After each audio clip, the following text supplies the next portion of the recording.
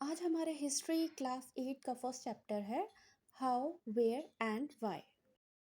Sources of history. History के source हमें कहाँ कहाँ से मिलते हैं? हमें आर्कियोलॉजिकल साइट से मिलते हैं, इंस्क्रिप्शंस, कोइंस, मैन्युस्क्रिप्ट्स और वहाँ के जो ट्रेडिशन थे जो हमें लोगों से पता चले, या रिटन रिकॉर्ड्स थे, हमें हिस्ट्री के बारे में पता चलता है। कुछ प्राइमरी सोर्सेज भी होते हैं जैसे आई विटनेस अकाउंट्स होते हैं, कुछ ओरिजिनल डॉक्यूमेंट्स होते हैं, और सेकेंडरी सोर्सेज में क्या आते हैं जिन्हें जो हमें रिकॉर्ड्स मिलते हैं उसे हम एनालाइज करते हैं प्राइमरी सोर्सेज के बेसिस पे। कुछ हिस्टोरिकल इवेंट्स होते हैं उनको हम इवैल्यूएट करते हैं ताकि पता चले कि उस टाइम के हिस्टोरिकल टाइम पे क्या हुआ होगा। नेक्स्ट आता है understanding stone age. Stone age क्या होते हैं, इसे हम 3 पार्ट्स में डिवाइड कर देते हैं। अगर आप मुझे फॉलो करते हैं या मेरे चैनल को सब्सक्राइब किया है तो आप 7th क्लास में आपको पूरी डिटेल्ड में जो है वीडियोस मिल जाएगी, उसमें पूरे अच्छे से मैंने बताया है। तो एक बार फिर से हम रिवाइज कर लेते हैं कि स्टोरेज को हम 3 पार्ट में डिवाइड करते हैं। फर्स्ट पैलियोलिथिक, मेसोलिथिक और Neolithic. During the Palaeolithic periods में क्या होता है, humans were Hunter gatherers using tools made of stone, would and bones. Mesolithic periods में क्या होता है, इसमें क्या है, जो हमारा जो टूल्स है वो उनको रिफाइन कर दिया गया है ना, और अर्ली सेटलमेंट्स के लिए जो है यूज़ किया गया।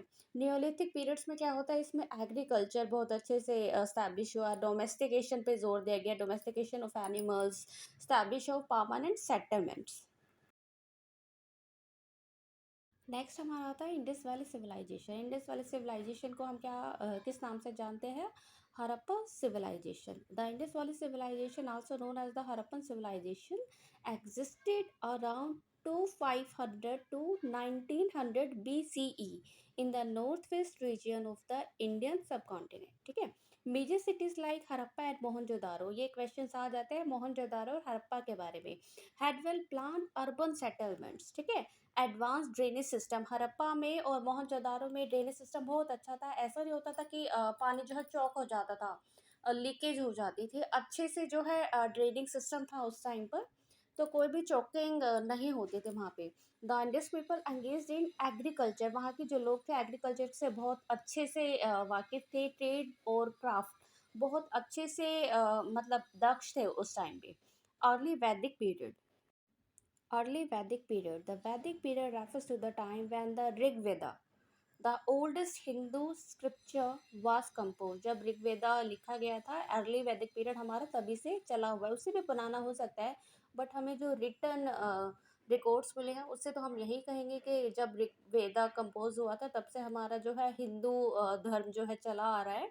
Society was organised into tribal communities led by rajas, जो है राजा चलाया करते थे, who perform religious rituals and were involve in cattle rearing and agriculture।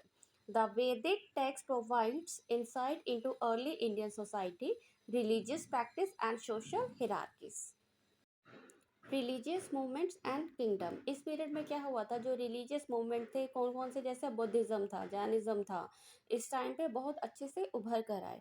Prominent rules such as Ashoka the great, आप इसके बारे में भी मैंने वीडियो अपलोड की है, आप देख लीजिएगा, मैं लिंक डिस्क्रिप्शन बॉक्स में दे दूंगी। Ashoka the great embarrass Buddhism. ठीक है। जब कलिंगा का युद्ध हुआ था तो उन्हें बहुत ज़्यादा मार काट रक्तपात देखा, तो उनसे उनका हृदय परिवर्तन हुआ। हृदय परिवर्तन के बाद क्या, उन्होंने बौद्ध धर्म को जो है अपना लिया था और उसके बारे में ही अपना जीवन प्रचार करने में लगा दिया था। Ashoka the Great embraced Buddhism as a played a significant role in its spread। The Maurya empire, बौद्ध जो अशोका था वो मौर्य एम्पायर से बिलोंग करते थे। अंडर अशोका रीजन जो है बौद्ध धर्म सारे सब कॉन्टिनेंट पार्ट थे उसमें अच्छे से फैल गया।